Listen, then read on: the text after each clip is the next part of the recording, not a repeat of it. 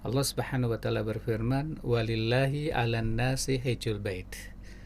Ya, walillah, Allah tempatkan di depan itu. Walillah berarti untuk Allah, karena Allah, demi Allah. Kewajiban manusia untuk menunaikan ibadah haji ke Baitullah bagi yang mampu.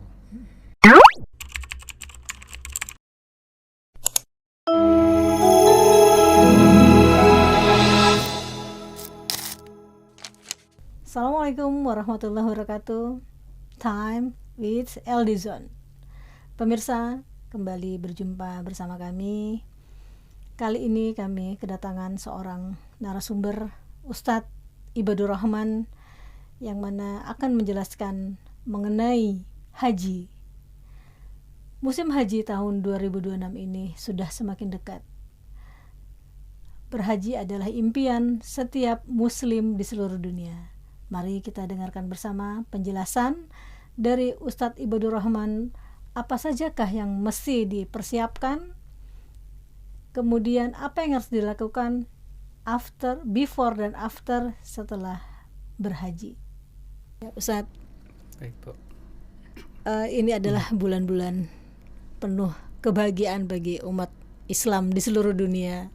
Bagaimana kita akan menghadapi dan jamaah yang mendapat panggilan dari Allah untuk menjalankan haji rukun Islam yang kelima.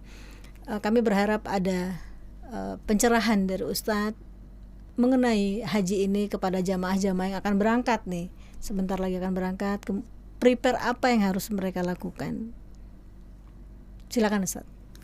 Baik, terima kasih Bu Lucy dan pemirsa. Alhamdulillah, salatu wassalamu ala rasulillah wa ala alihi wa sahbihi wa mawala. Asyhadu an la ilaha illallah wa asyhadu anna muhammadan abduhu wa rasuluh. La rasulah wa la nabiyya ba'dah.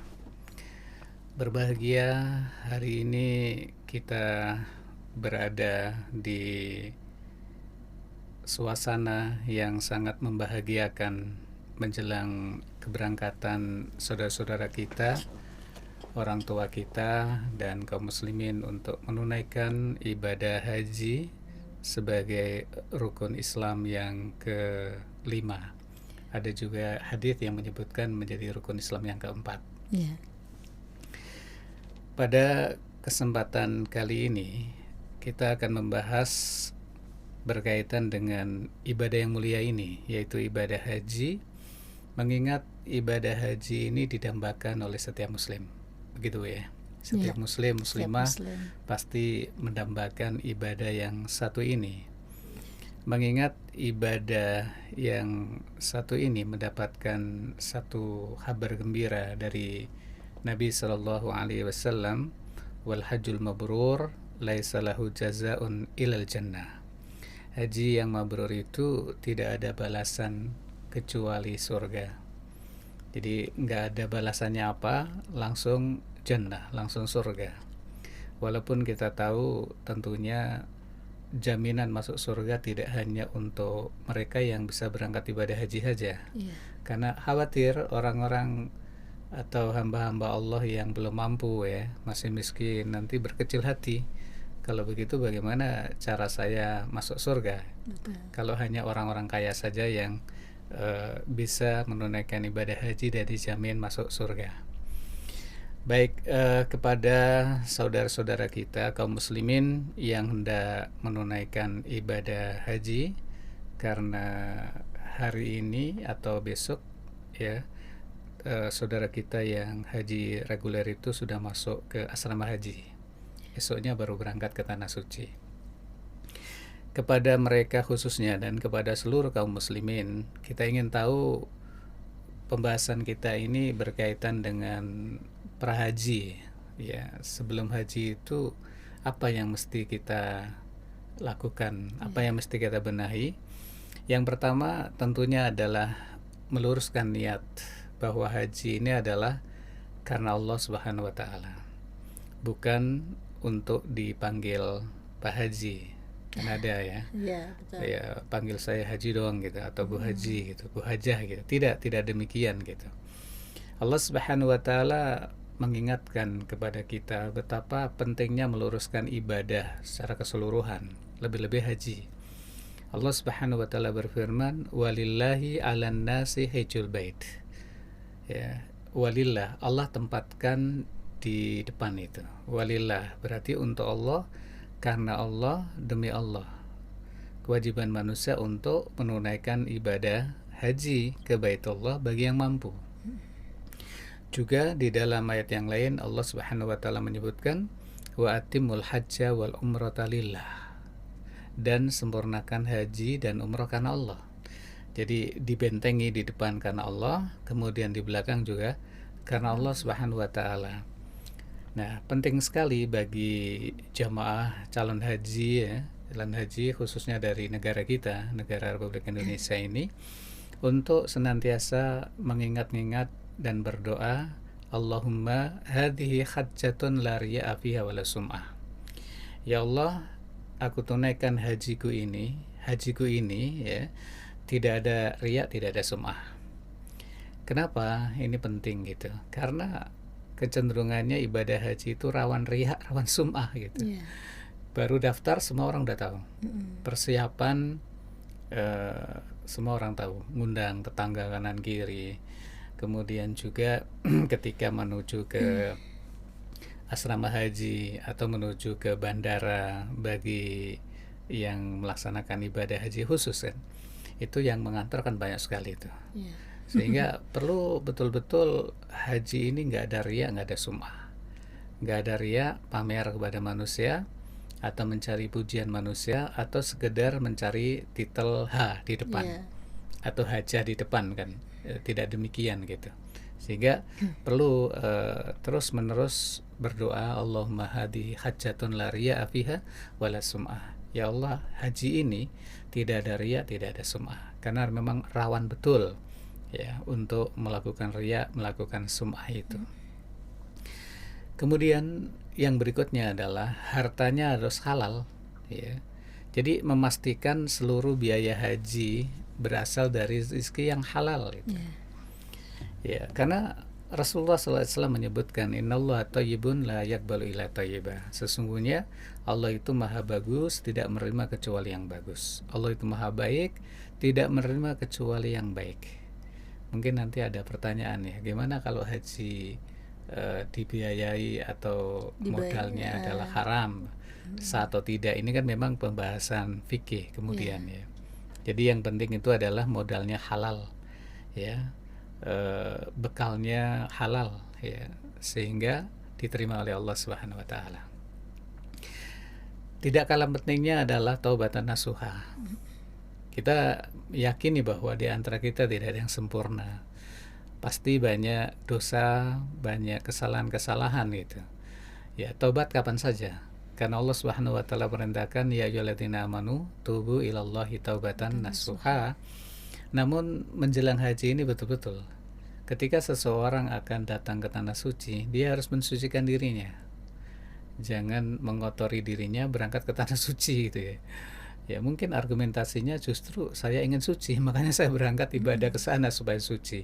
Tidak ya, tetapi harus jauh-jauh kita ini taubatan nasuha, bertaubat kepada Allah Subhanahu wa taala dengan taubatan yang betul-betul nasuha.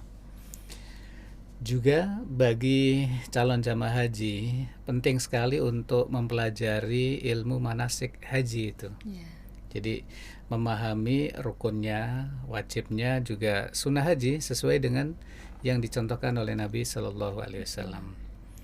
Jadi Nabi Shallallahu Alaihi Wasallam itu menegaskan khudu'ani manasikakum, ya, ambillah dariku manasik haji kalian.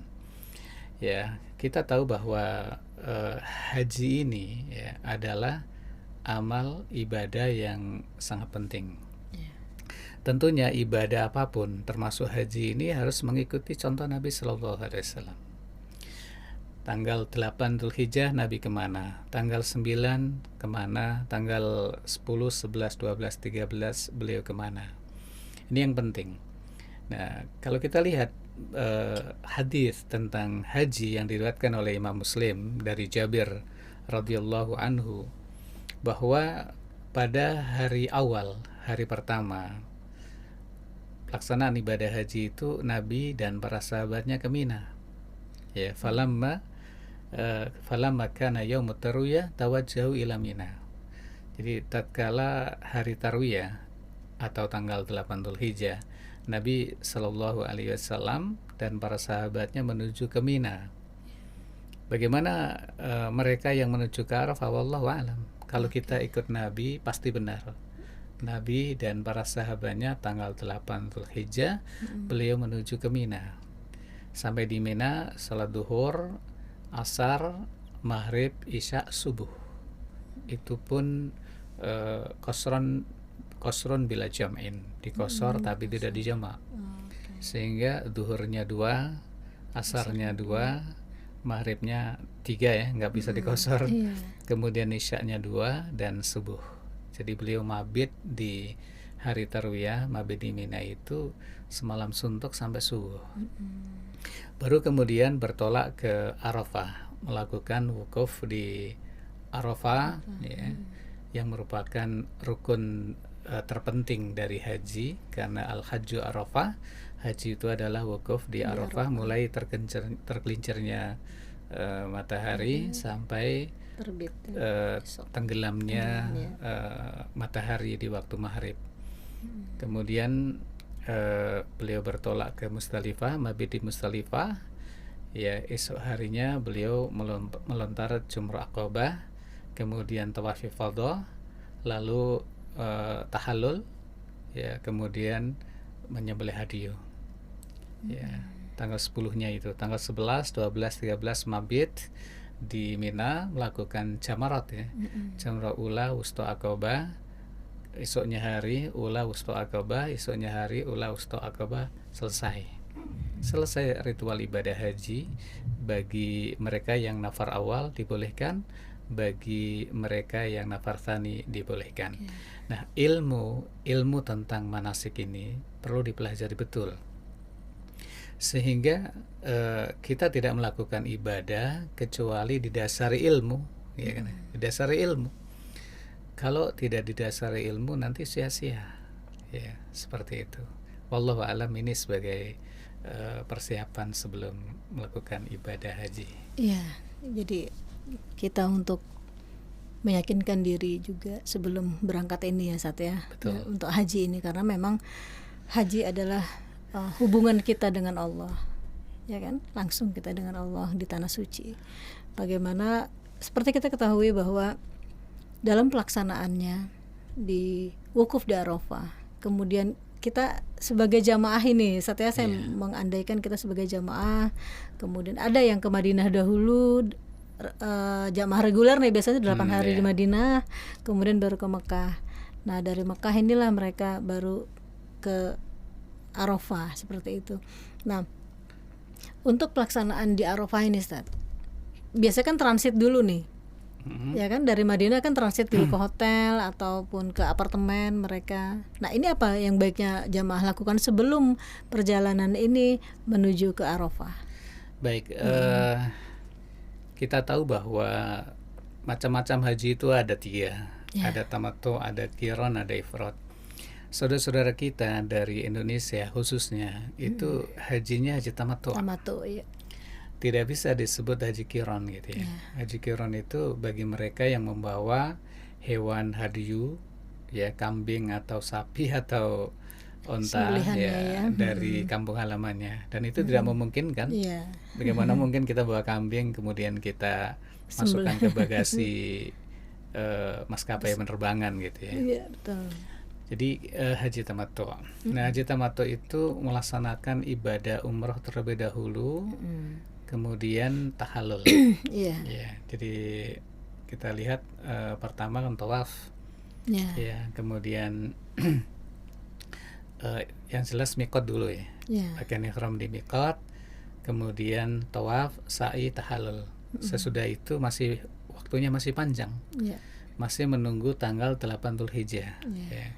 Apa yang dilakukan oleh jamaah haji pada waktu menunggu musim haji atau tanggal-tanggal haji ini adalah optimalisasi ibadah kepada Allah Subhanahu wa taala, banyak melakukan tawaf, ya, melakukan tawaf di Ka'bah, sholat wajib di Ka'bah dan ibadah-ibadah yang lain, qiraatul Quran dan lain-lain ya. Sekalipun tetap harus menjaga kesehatannya, karena haji ini kan fisik Ibu ya. Lebih banyak fisiknya daripada doa-doanya gitu. Ya, itu haji gitu.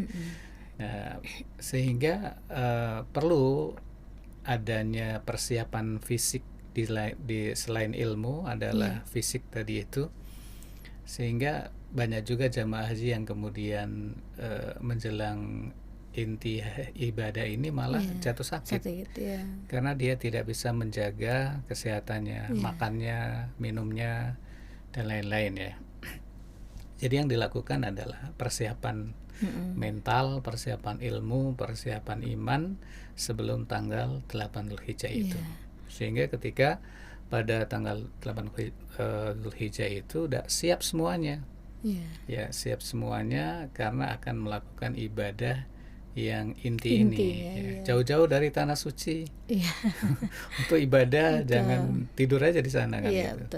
Persiapan dan lain sebagainya. Ada juga jamaah kan dalam menunggu 8 Dzulhijjah untuk menuju Arafah ini kan mereka semangat sekali selama di hotel ini untuk sholat di Masjidil Haram, sementara jarak antara penginapan dan Haram ini, Masjidil Haram ini cukup lumayan. Terkadang jamaah mendapat penginapan yang harus menggunakan sabko ataupun ini. Nah ini gimana nih Sat ya, kita untuk menyiasatinya bagi jamaah yang memang jarak tempuhnya untuk ke Masjidil Haram ini.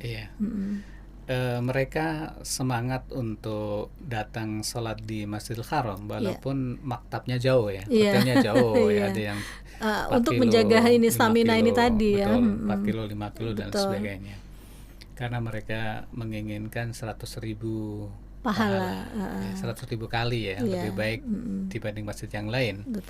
Tapi kalau kita ambil satu pendapat misalnya bahwa sholat itu yang dilipat gandakan 100.000 itu tidak hanya di Masjidil Haram dalam arti di situ Ka'bah dan bangunannya, karena semua Makkah itu disebut dengan Masjidil Haram. Dalilnya firman Allah Subhanahu wa taala di dalam surat Al-Isra, subhanalladzi asra bi abdihi lailan minal masjidil haram ilal masjidil aqsa alladzi barakna haulahu linuriyahu min ayatina. Ya, maksudnya Allah yang telah memperjalankan hambanya dari Masjidil Haram ke Masjidil Aqsa. Masjidil Haram ya disebut Masjidil Haram oleh Al-Quran, padahal pada waktu itu Nabi tidak berada di masjid. Nabi malam itu berada atau bermalam di rumah bibinya yang bernama Ummi Hani. Nah, dari sinilah dijadikan dalil bahwa seluruh Makkah itu ya Masjidil Haram gitu. Sehingga kita sebagai penyelenggara biasanya menyampaikan kepada jamaah sudah sholat aja di maktab saja dulu ya, karena inti ibadah nanti itu adalah haji. Khawatir nanti ketika ibadah ini sudah tiba itu malah jatuh sakit dan lain sebagainya. Jadi biasanya kami kalau jaraknya jauh-jauh dan mayoritas jauh-jauh itu menyarankan supaya jamaah itu sholat di maktab atau sholat masjid di yang apartemen terdekat atau masjid yang terdekat tapi tetap menjaga stamina gitu Bu. Itu yang dilakukan oleh kita. Ya kan memang perjalanannya masih panjang kalau sebelum tanggal 8 ini karena belum kita ke Arafah, Mekah, Mina ya, Musdalifah ya kan. Nah, ini sekitar 4-5 hari kita harus melalui ini semua tahapannya. Baik, coba kita sekarang diskusikan kaitannya dengan pada waktu di tanah suci ya. Jamaah ini mesti harus bagaimana gitu. Pertama, menjaga lisan dan perilaku tentunya ya. Nah, ini larangan-larangan ini ya. Menjaga lisan ini penting gitu kan. Iya, larangan. Jadi menghindari perkataan rofath ya, fasik dan jidal gitu. Di Al-Quran juga disebutkan ya, al-hajju asyhurum ma'lumat faman farada fihinal hajj fala rafatha wala fusuqa wala jidala fil hajj. tidak ada rafath, bicara yang menjurus ke hubungan suami istri, kemudian tidak ada kefasikan, tidak ada jidal, perdebatan tidak ada. Ini harus dijaga betul. Kemudian fokus ibadah, dan fokus khusyuk itu ya, karena kalau tidak demikian nanti banyak sia-sianya ya, memperbanyak selfie. Ya ini memperbanyak selfie di depan Ka'bah, status ya dan kan? sebagainya. Jadi ini juga harus diwaspadai, Bu. Karena tujuan selfie itu apa sih? Tujuan ibadah tadi jelas. Allah ingatkan, haji itu karena Allah. Karena Allah, untuk Allah, demi Allah. Sementara selfie untuk apa? Apalagi kemudian diupload di status Facebook, dan sebagainya gitu ya. Selfie ini ya kalau dibilang nggak boleh sama sekali terlalu ini kurangi atau menjadi mungkin disimpan dulu, simpan untuk dirinya sendirilah ya. Karena kecenderungannya itu menjurus ke riya. Menjurus ke riya. Saya sedang haji ya. Bisa juga ain ya, Sat. Ya nanti khawatir mendatangkan ain gitu. Jadi mengurangilah selfie itu ya. Tidak sesungguhnya dalam keadaan doa, tapi fotoin ya seolah-olah berdoa. Tidak sedang tawaf, fotoin ya seolah-olah sedang tawaf. Tidak sedang tahajud di depan Ka'bah, tapi fotoin ya seolah-olah dia. Ini betul-betul rawan riya. Tadi saya katakan bahwa ibadah ini harus ikhlaskan Allah, mencari ridha Allah Subhanahu wa taala. Karena memang rawan riya. Bayangkan aja misalnya gini, Bu ya. Kecenderungan jamaah haji itu kan cerita.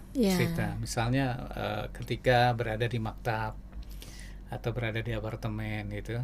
Kemudian sarapan bersama saling cerita. Semalam saya tawaf gitu ya, cerita. Yang lain mendengar cerita itu panas juga ya. Memang ente aja yang bisa tawaf ya. Dia cerita juga. Semalam saya tawaf bisa mencium Hajar Aswad gitu. Bahkan Hajar Aswad itu tidak ada yang nunggu gitu. Kita yang mendengar berpikir, mana ada di musim haji Hajar Aswad sepi gitu. Jangan-jangan dia mencium si Aswad yang lainnya. Rukun Yamani mungkin yang dicium. Mungkin yang lain juga. Yang penting Aswad dicium. Atau yang lain kemudian panas juga dengerin. Saya semalam bisa tahajud di Hijr Ismail sama nangis dan sebagainya kan. Jadi ini rawan itu. Jadi para haji, Bapak Ibu sekalian calon jamaah haji, ibadahmu rahasiamu. Gitu ya. Ibadahmu adalah rahasiamu. Cukup Allah Subhanahu wa taala yang menilai. Manusia menilai itu paling wah bagus ya, cuma gitu aja. Wah bagus ya, wah bagus ya gitu. Hanya itu saja. Tetapi ingat, pahala di sisi Allah Subhanahu wa taala jauh lebih besar, jauh lebih bagus gitu. Jadi fokus ibadah, jangan banyak selfie itu. Kemudian juga mengutamakan kesabaran itu, karena gimana tidak sabar ya. Ini ujian fisik, keramaian, jutaan manusia, antri, ya ketidaknyamanan selama perjalanan dan lain sebagainya gitu. Ingat ini ibadah gitu, bukan visit atau bukan rekreasi atau bukan traveling atau staycation yang lain. Tidak, ini ibadah gitu. Jadi butuh kesabaran yang luar biasa. Dan yang terpenting lagi ketika ibadah itu nanti adalah optimalisasi wukuf ini, Bu. Ini mungkin yang penting, yang paling penting. Yang paling penting ya. Wukuf itu. Wukuf di Arafah tentunya ya. Karena wukuf di selain Arafah tidak sah ya. Jadi para calon jamaah haji di seluruh tanah air Indonesia, wukuf ini disebut dengan rukun inti al-hajju Arafah. Haji itu adalah wukuf di Arafah. Dimulai tergelincirnya matahari dan berakhir tenggelamnya matahari. Diawali dengan khutbah Arafah. Jadi khutbah Arafah dulu. Ini penting sekali jamaah untuk memahami ini nih, Ustaz. Betul ya. Khawatirnya disangka 2 hari nih waktunya wukuf. ya kan, atau lebih dari 1 hari. Iya. Khawatirnya seperti Jadi itu. kita ulangin dulu ya, kita ulangi Iya, lagi kalau gitu. diulang lagi, Ustaz. Wukuf itu dari tergelincirnya matahari, berarti waktu zuhur, Iya. ya, waktu zuhur sampai tenggelamnya matahari, 6 jam 7 jam. Iya. Ya. Itu waktu wukuf. Waktu yang sangat terbaik lah, waktu yang terbaik Untuk ya, berdoa untuk semuanya lah. semuanya beribadah kepada Allah Iya. Subhanahu wa taala. Dan al-hajju Arafah. Haji itu adalah wukuf di Arafah. Waktunya tadi sudah. Diawali dengan khutbah Arafah. Jadi khutbah dulu. Khutbah Arafah mengingatkan pentingnya Islam, pentingnya makan yang halal, ya, pentingnya memberikan hak kepada orang lain, juga pentingnya memelihara istri dengan pemeliharaan yang baik, mentarbiyah dengan tarbiyah yang baik, misalnya. Itu diingetin pada waktu khutbah Arafah itu. Selesai khutbah Arafah, kemudian dikumandangkan adzan zuhur, ya. Setelah adzan zuhur selesai, langsung iqamah. Ya, iqamah dilanjutkan salat zuhur 2 rakaat qashar. Setelah itu kemudian iqamah lagi, dilanjutkan salat asar qashar. Berarti di jamaiyah, di qasariyah. Harus ditakdim. Setelah salat asar, kemudian masing-masing berdoa kepada Allah Subhanahu wa taala. Berdoa, ya, mencurahkan isi hatinya, meminta apapun, gitu kan. Karena di hari Arafah ini, ya, Allah Subhanahu wa taala itu banyak membebaskan hambanya dari api neraka. Disebutkan dalam hadis riwayat Muslim, "Ma min yaumin aktsara min ayyutikallahu fihi 'abdan minan nar min yaumi Arafah. Wa innahu la yadnu thumma yubahi bihimul malaika fayaqul ma arada haula." Jadi tidak ada hari di saat Allah membebaskan hambanya yang melebihi hari Arafah itu. Jadi banyak hamba-hamba yang dibebaskan dari api neraka. Kan bisa jadi hamba ini ditulis calon penghuni neraka, gitu ya. Hamba-hamba ini ditulis calon penghuni neraka. Terus dia berdoa sehingga Allah bebaskan dia dari api neraka. Dan sesungguhnya Allah Subhanahu wa taala mendekat lalu membanggakan mereka di hadapan malaikatnya. Itu yang wukuf, yang wukuf 2 juta 3 juta manusia dari belahan bumi seluruhnya ini dibanggakan oleh Allah Subhanahu wa taala di hadapan malaikat. Jadi Allah membanggakan mereka, dan ini sifat Allah. Sifat Allah bangga, tentunya bangganya Allah berbeda dengan bangganya manusia. Betul. Di hadapan siapa? Di hadapan malaikat. Allah banggakan kita. Dan Allah bertanya apa yang mereka inginkan. Ayo, mau minta apa gitu. Di sini pelajaran penting, ya, bahwa di Arafah itu Allah janjikan banyak membebaskan hambanya dari api neraka. Kemudian Allah mendekat. Allah mendekat dan membanggakan si fulan. Padahal si fulan ini dulunya di tanah air pernah bermaksiat kepada Allah Subhanahu wa taala.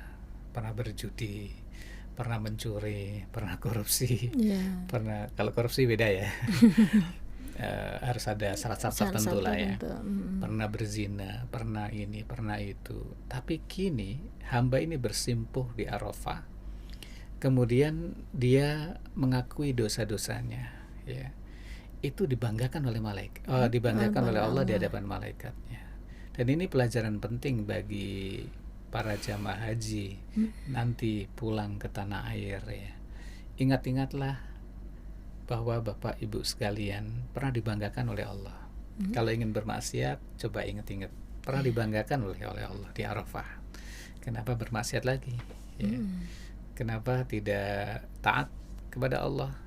Kenapa masih menjauh dari Allah? Bukankah pernah dibanggakan oleh Allah Subhanahu wa taala? Dan Allah Subhanahu wa taala menyatakan ma'arada haula. coba apa yang mereka inginkan tuh apa gitu. Mereka ingin apa gitu. Mereka ingin apa? Sehingga jamaah haji itu pada waktu wukuf ini ya jangan banyak tidur, apalagi selfie gitu ya. Enggak, banyak berdoa. Apalagi Rasulullah SAW menyebutkan khairud doa Arafah. Khairud doa yaumi Arafah. Sebaik-baik doa itu adalah doa pada hari Arafah.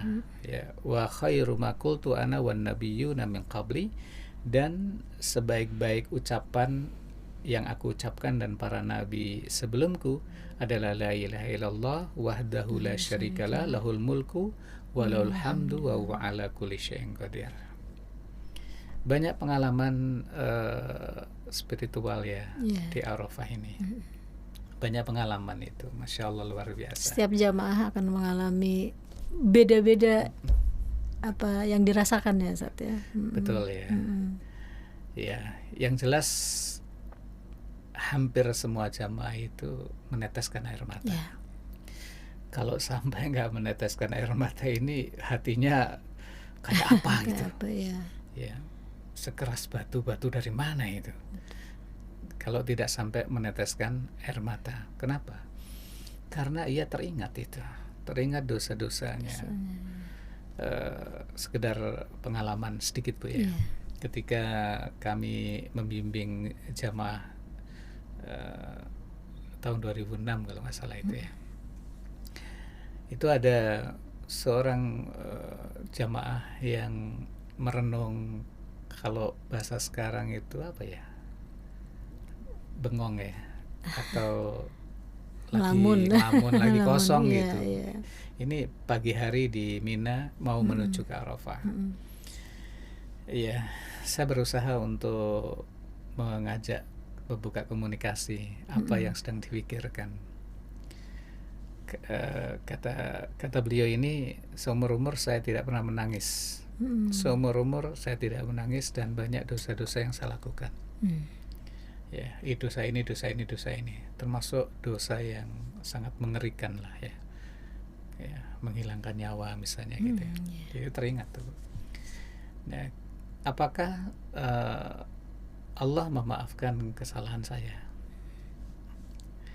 Ya, saya jawab bahwa Allah akan memaafkan dosa hambanya ketika hambanya bertaubat.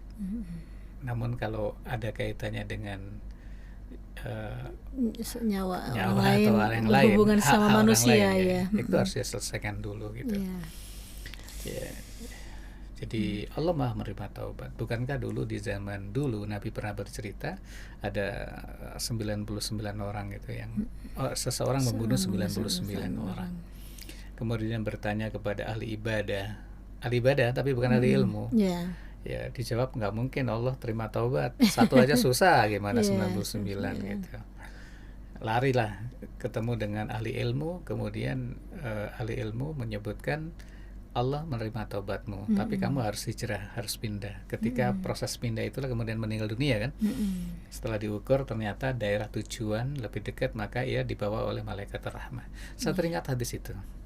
Kalau saya jawab tidak dimaafkan oleh Allah, nanti saya jadi korban yang kedua. Jadi insya Allah diterima oleh Allah Subhanahu Wa Taala dengan menyelesaikan kaitannya dengan manusia. Sudah, dia mengatakan tidak pernah menangis seumur hidup dan menyesali dosa-dosa yang beliau lakukan. Nah, ketika di Arafah luntur juga itu tanda kutip keangkuhan hatinya itu, menangis juga. Jadi ketika di Arafah ini kalau sampai tidak meneteskan air mata, itu perlu pertanyaan tuh. Ya, dosa apa yang dilakukan? Hatinya baja. Seperti baja yang keras gitu ya. Dan ketahuilah para calon jamaah haji, dosa apapun yang pernah kita lakukan, yang pernah dilakukan ini, innallaha yaghfiru dzunuba jami'a. Sesungguhnya Allah Subhanahu Wa Taala mengampuni seluruh dosa, seluruh dosa. Dan kesempatan untuk berdoa, kesempatan untuk curhat, kesempatan untuk mengakui segala kesalahan dan bertaubat taubatan nasuha, itu adalah di Arafah. doa-doa mustajab tuh. Ya, dikabulkan semua. Dikabulkan oleh Allah Subhanahu wa taala, baik segera maupun ditunda, Iya. tapi dikabulkan, Dikabulkan, itu. Saya iya. pernah itu, Bu. Kita juga pernah, Ustaz. Iya, Merasa. artinya gini. Alhamdulillah Allah kabulkan Iya. apa doanya itu ya. Iya, dikabulkan oleh Allah. Sekedar meyakinkan Iya. jamaah bahwa berdoalah gitu Berdoa, ya, ya, bukan itu. bermaksud Bukan, yang lain ya. Bukan, ya. Tetapi sebut saja ini memang tahadduts bin ni'mah, Ya, membicarakan intinya nikmat Allah itu Maha Pengasih, Maha Penyayang. Betul, Itu ya. paling penting. Itu pada waktu di Mina sedang antri makan gitu, jamaah di belakang saya itu tanya, Ustadz kemarin doanya kok khusyuk banget, doanya apa gitu.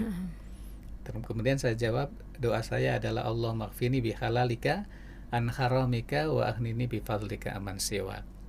Itu doa apa? Saya bilang doa pelunas hutang gitu. Jadi Ustadz punya hutang, punya gitu. Karena saya haji biaya dinas Bu ya, jadi punya hutang, punya. Waktu itu rumah belum lunas gitu kan. Kemudian kata beliau, kalau gitu nanti pulang haji ke kantor saya. Pulang haji saya ke kantor saya dikasih uang tuh untuk melunasi sebagian kekurangan itu. Jadi maksud saya adalah berdoa kepada Allah Subhanahu wa taala tidak akan sia-sia. Ya. Doa baik di Arafah maupun di mana? Di mana-mana di luar Arafah doa. Dan khusus jamaah haji kami sarankan gitu ya. Banyak berdoa. Apapun yang akan dilakukan hari ini, ya hari ini saya mau tawaf, hari ini saya mau qiraatul Quran, saya hari ini mau itu, berdoa supaya dimudahkan semuanya oleh Allah Subhanahu wa taala. Jangan lupakan doa itu. Wallahu a'lam bishawab. Ya, doa adalah kekuatan segalanya. Betul. Ya, karena memang di sana kita juga harus peduli sesama sepertinya, Ustaz ya. Itu paling penting juga. Betul. Saling membantu. Terkadang kita sesama jamaah ini ya mungkin kita masih muda.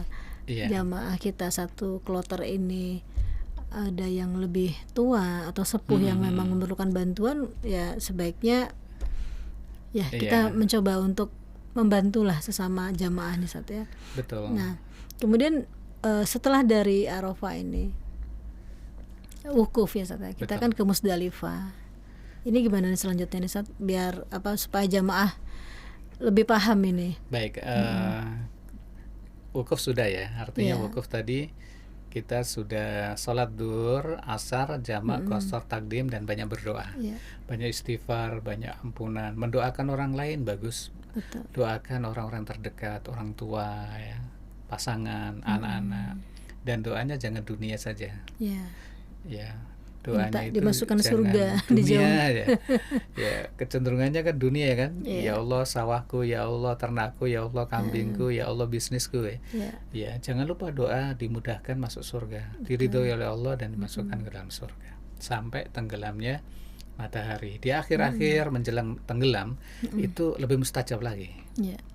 Bagaimana kalau banyak titipan doa nih? Biasanya jamaah banyak menerima titipan nih. Iya.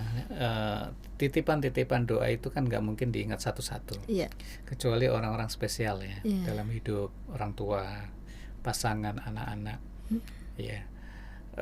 Saking banyaknya titipan doa itu kalau saya terima aja gitu, karena mendoakan mereka itu malaikat juga mengatakan bagimu sama. Namun kita tidak ingat satu persatu kan Bu. Akibatnya kita rapel saja. Ya Allah kabulkanlah yang titip-titip doa itu semuanya aja gitu. Betul.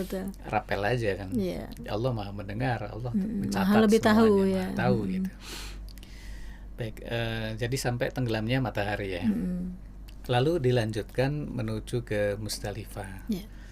Di Musdalifah kita sholat maghrib, isya, jamak, qasar, takhir. Ya. Jadi sholat maghribnya tidak di Arafah tapi di Musdalifah. Di Musdalifah sholat maghrib, isya, jamak, qasar, takhir 3-2. Setelah itu kita ambil kerikil ya. Kerikil batu kecil saja, nggak usah gede-gede. Bagi nafar awal itu 63, bagi nafar thani 70.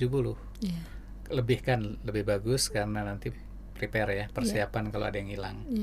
Kemudian tidur tidur sampai subuh. Ini mabit yang sempurna. Rasulullah SAW memberikan rukhsah bagi kaum hawa, wanita-wanita untuk meninggalkan setelah pertengahan malam. Namun karena rombongan ini kan ada yang ajus, ada yang sepuh, ada yang muda, biasanya ya sudah mabit aja sampai subuh. Setelah subuh ini berdoa di Masyaril Haram kalau memang dekat, kalau tidak ya berdoa saja ketika matahari ketika sudah kelihatan sudah mulai terang, baru berangkat menuju ke Mina. Untuk apa di Mina? Untuk melontar jamroh Aqobah saja. Ini tanggal 10 itu hanya Aqobah saja. Posisinya adalah Mina di sebelah kanan kita, kemudian Makkah di sebelah kiri kita.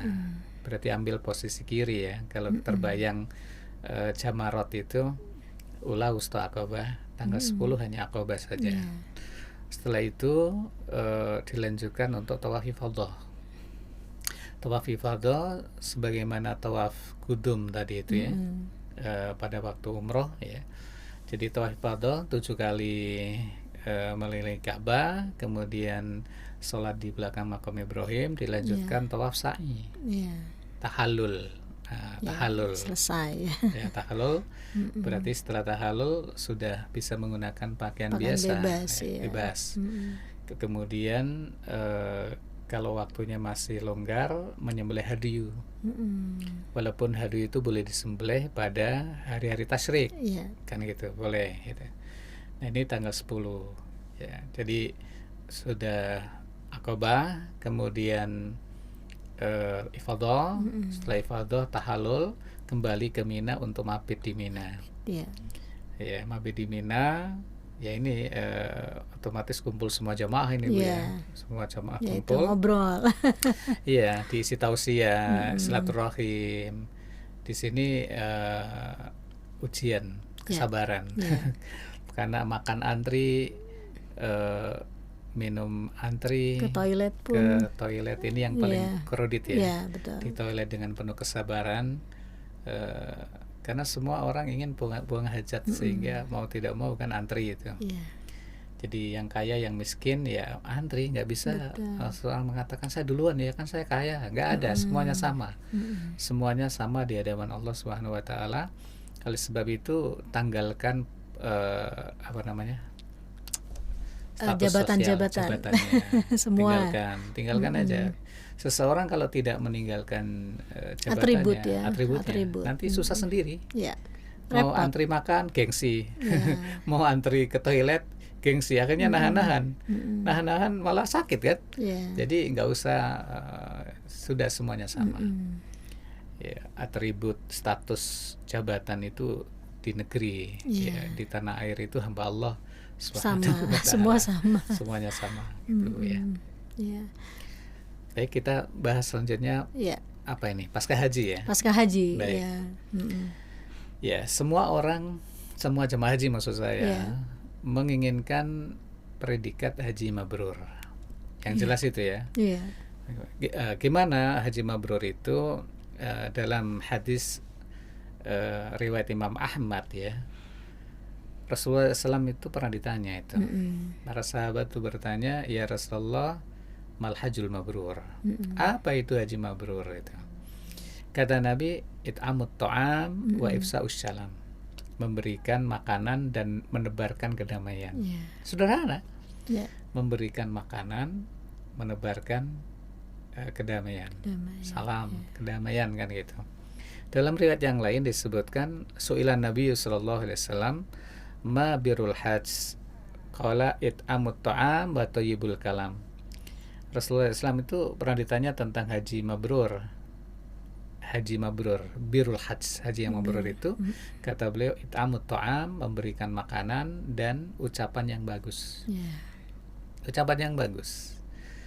Jadi memberikan makanan ini kan lambang kedermawanan. Jadi pulang haji itu makin dermawan gitu. Pulang haji makin dermawan, juga ucapannya bagus, menyebarkan kebaikan, berdakwah dan lain sebagainya gitu. Walaupun demikian kita bisa juga mengembangkan ya bahwa predikat haji mabrur itu sepulang haji kan gitu. Itu tentunya ada peningkatkan kualitas diri. Ada Kualitas diri. perubahan yang lebih Perubahan baik ya, ya. menjadi lebih taat ya, Ya, lebih ibadahnya sabar. diutamakan. Betul Lebih ya, banyak ya. meningkatkan kebaikannya kepada keluarga dan sesama. Betul. Kalau sebelum berangkat ibadah haji, katakanlah sering ngomelin istri gitu ya, Ya. misalnya gitu. Ya. Pulang haji dia sayang sama istrinya. Sebelum berangkat ibadah haji pelit, perhitungan sama istri, perhitungan sama anak, perhitungan gitu. Pulang haji tidak, makin dermawan. Itu tanda-tanda Mabrur. kemabruran haji. Sederhana aja gitu, makin dermawan gitu. Paling tidak ketika doa di Arafah itu ya mungkin salah satu ciri itu tadi di Allah kabulkan ya Ustaz ya melalui betul, itu. Jadi itu Bu ya. Jadi lebih dermawan, lebih apa ya? Sosialnya lebih bagus lah ya. Mungkin selama ini kalau bicara agak keras atau bagaimana kepada orang lain. Betul. Ini sudah ada perubahan, mungkin ada perubahan yang lebih bagus lebih lah. bagus seperti itu. Ya, yang semula tidak semangat untuk menuntut ilmu, sekarang lebih semangat. Betul. Yang semula jauh dari masjid, lebih dekat dengan masjid gitu. Kan waktu di Makkah, di Madinah, waktu di Masjidil Haram, waktu di Masjid Nabawi, itu kan Masya Allah, ingin terus ke masjid kan gitu. Nah, itu yang harus menjadi apa namanya, dipertahankan. Dipertahankan prestasi itu ketika pulang haji. Jangan pulang haji malah menjauhi masjid gitu ya. Ya terkadang orang ada beberapa golongan masyarakat yang menganggap ketika di tanah air tuh nggak begitu perlu sering ke masjid gitu Ustaz. Ada beberapa golongan masyarakat yang beranggapan seperti itu karena sudah dirapel di tanah suci. Di tanah suci ya. Seperti itu. Ya. Karena anggapan yang salah tentunya ya. Kan 100.000 lebih baik. Ya, mungkin dalam hitungannya sekian tahun cukup ini 100.000. Ini tentunya anggapan yang keliru ya. Jadi 100.000 lebih baik dibanding masjid yang lain. Di Madinah 1.000 ya. 1.000. Jadi hadis itu tidak kita pungkiri dan memang betul sahih betapa barokahnya Masjidil Haram dan Masjid Nabawi. Tetapi hal itu tidak kemudian menjadikan seseorang yang sudah pernah sholat di sana kemudian tidak mau sholat berjamaah di masjid bagi laki-laki ya. Karena laki-laki itu sholat wajibnya di masjid kecuali dia sakit ya atau halangan-halangan syar'i yang lain, tersesat di tengah kan nggak bisa ke masjid kan. Jadi intinya kalau waktu di Makkah berbondong-bondong pingin terus ke masjid ya terus dipertahankan di wilayahnya. Jadi kita bisa berbahagia ketika jamaah haji 200 berapa ini? 221.000 ya. 2026 ini. 221.000. Katakanlah jumlah jamaah laki-lakinya separuh ya. Atau lebih banyak ibu-ibu. Banyak ibu-ibu kayaknya. Katakanlah 100.000 kan. Yeah. Kan masih selisih Bu ya. Katakanlah 100.000 jamaah haji laki-laki ya, mabrur semua. Itu Masya Allah masjid kita ini penuh itu. Masjid kita ini luar biasa penuh. Karena mereka membiasakan apa yang dulu mereka lakukan di Masjidil Haram maupun di Masjid Nabawi. Dan ini adalah salah satu dari karakter haji mabrur. Ciri haji mabrur. Wallahu a'lam bishawab.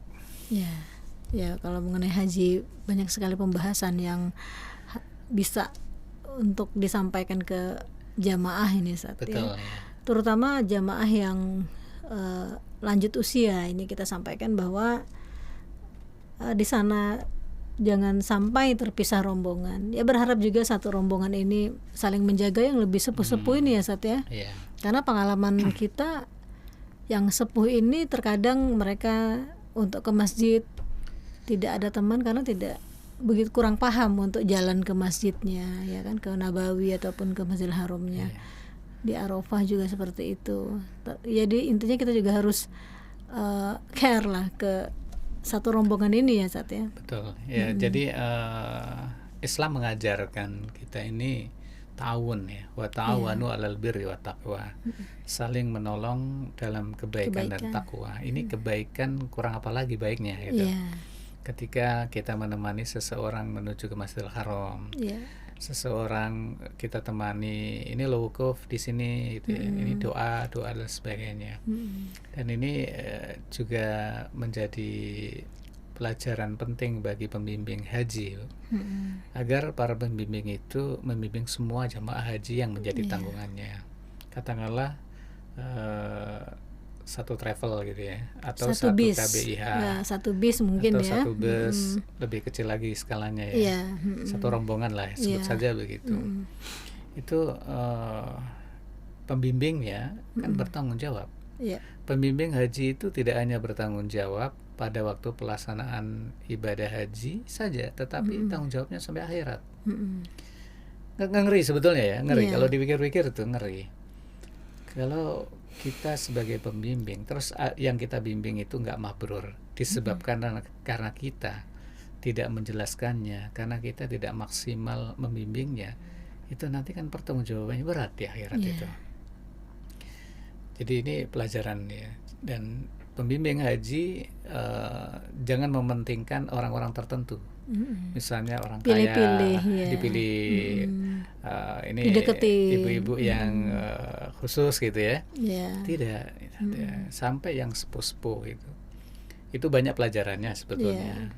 Banyak pelajarannya. Mutawif kita juga seringkali diingatkan oleh kita gitu kan, yang dilayani jangan itu saja ya, semuanya, karena bayarnya sama.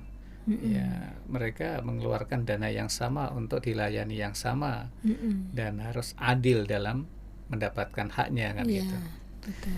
Demikian. Ya, karena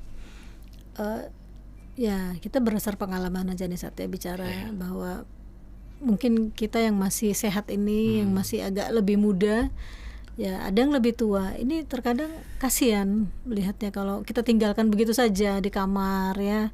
Dia bingung harus bagaimana ke tempat makan ya kan. Betul. Atau mau ngapain, kadang mereka nggak kurang paham untuk buka kamar hotel pun terkadang masih ada yang belum mengerti gitu. Nah ini kita harapkan dari jamaah-jamaah yang satu rombongan ini ya saling peduli seperti itu utama sekali. Kemudian jamaah ini jangan sampai ketinggalan tanda pengenal.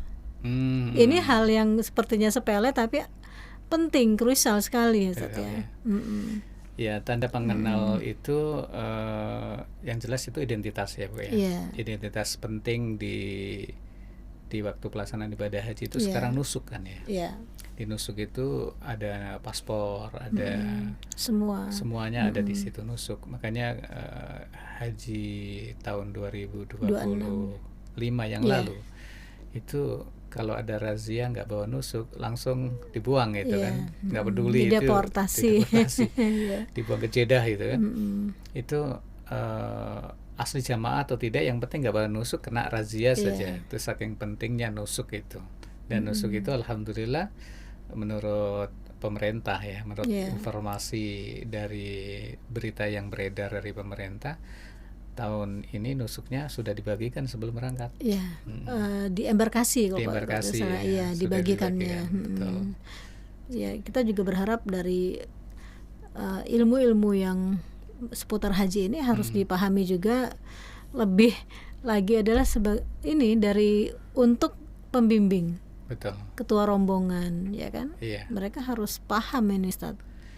Apa saja nih ilmunya harus lebih sebetulnya mereka. Karena pembimbing kan ilmunya harus lebih tinggi. Ilmu agamanya, ilmu lapangannya. Medan di sana. Jangan belum pernah haji mau jadi pembimbing, jadi petugas kan? Jadi petugas ini muskil lah, ini malah membebani kan. Malah membebani yang sama-sama lainnya. Bingung, jamaah dan petugas pun jadi bingung. Betul-betul ditanya Pak Arafah mana, pokoknya jalan aja lah gitu. Jadi ini mesti menjadi pembelajaran ke depan. Paling tidak seluruh pembimbing ya direkrut ya, baik oleh KBIH maupun oleh pemerintah gitu ya, itu harus ada training dulu itu. Ya, Harus ada syarat-syaratnya, ada training. Jangan diabaikan soal ilmu ini. betul. Ya, soal ilmu bagaimana meraih kemabruran. Karena Mm-mm. kita melayani tidak hanya fisik manusia, tapi rohnya. Iya, Ya, rohnya kan harus kita jaga juga, Bu. iya, Ya, kita kasih ilmu, kita kasih semangat, kita tuntun bagaimana supaya hajinya mabrur, betul. ikhlas tuh gimana, ya, Mm-mm. mabrur tuh syaratnya apa. Iya, Ya kan itu tanggung jawab ini. Tidak sekedar melayani makannya, mm-mm. minumnya, tempat tinggalnya, tidak. Lebih dari itu adalah membimbing rohnya, ngasih ilmu, supaya betul-betul ibadahnya itu didasari ilmu. Iya, ya, gitu ya. Memang haji, kita berharap semoga jamaah haji Indonesia tahun 2026 ini Allah mudahkan. Pemerintah juga dalam persiapannya dimudahkan, diberkahi dalam memberikan pelayanan kepada jamaah haji Indonesia. Dan juga Amin, berharap jamaah lebih mempersiapkan diri, fisik, mental, dan lain-lain. Terutama adalah ilmu. Saya haji ini mau ngapain aja, apa yang harus saya ketahui, bagaimana caranya supaya menjadi hajinya mabrur, ya Sat, ya, Betul, seperti ya. itu. Untuk terakhir, Sat, monggo silakan pesan-pesan yang disampaikan kepada jamaah. Baik, saudaraku calon jamaah haji setanah air ya, Ya. setanah air. Haji ini ibadah yang mulia. Bapak Ibu sekalian, antrinya udah panjang. Ya. Ada yang Ada yang nabungnya 10 tahun, sekian. ya, nabungnya, ngumpulinnya Iya. uang ya, Mm-mm. dari jualan sayur, Jamu. dari jamu, dari ya, nasi dan Macam-macam, sebagainya iya. jualannya. Terkumpullah uang biaya untuk menunaikan ibadah haji. Persiapannya panjang gitu kan. Oleh sebab itu jangan sia-siakan. Ini jalan menuju surganya ini sudah terpampang lebar. Iya. Ya, di depannya itu sudah lebar gitu.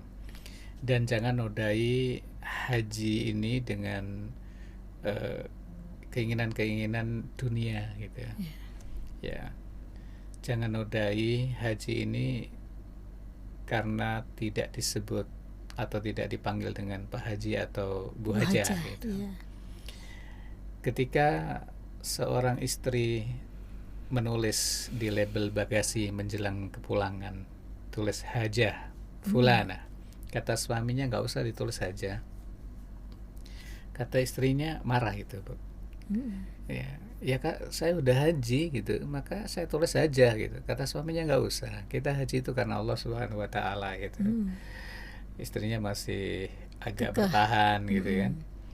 Ya, kata suaminya, semua orang juga tahu kita haji, tetangga kanan kiri juga tahu kita haji, jadi nggak perlulah ditulis hajah-hajah begitu gitu. Tapi istrinya bertahan, kemudian terjadilah friksi di situ. Nah, ini menodai ya, menodai kemabruran haji seseorang gitu. Dan ketika Bapak Ibu sekalian selesai nafar awal atau nafar tsani, bukan berarti bebas-bebasnya. Justru di situ awal pertahanan, awal mempertahankan kemabruran haji itu. Yeah. Berat, iya berat. Meraihnya berat, mempertahankannya lebih berat. Ya, haji mabrur itu gitu. Dan kemudian hal tersebut, kemabruran itu dipertahankan sampai mati. Sampai mati, sampai menjadi orang-orang yang istiqomah kan gitu. Yeah. Sampai meninggal dunia. Jadi mempertahankannya itu jauh lebih berat. Walaupun banyak juga yang kemudian berguguran, ya, berguguran dengan maksiat-maksiat, ya, ada ya berbuat syirik, ada berbuat zina, ada berbuat ini mencuri dan lain sebagainya. Itu nggak kuat di dalam mempertahankan kemabruran hajinya. Kami berharap seluruh jamaah yang pernah haji, yang pernah menunaikan ibadah haji, Allah jaga kemabrurannya. Demikian pula yang akan berangkat tahun ini, tahun 2026, 1447 Hijriah ini juga Allah menjaga keikhlasan hati Bapak Ibu sekalian calon jamaah haji ketika hendak berangkat, ketika nanti di tanah suci. Sampai kembali ke tanah air lagi, tetap dalam keadaan mabrur. Amin. Barakallahu jazakumullah khairan. Ya, baik pemirsa, demikianlah persiapan before dan after setelah haji. Semoga jamaah yang akan berangkat tahun ini akan sehat afiat. Doa-doanya selama di tanah suci, baik masih di tanah air, di rumah, Allah ijabah. Baik, terima kasih pemirsa atas tontonannya. Semoga apa yang kami sampaikan ini bermanfaat dan barokah bagi yang menonton. Terima kasih. Assalamualaikum warahmatullahi wabarakatuh. Waalaikumsalam warahmatullahi wabarakatuh.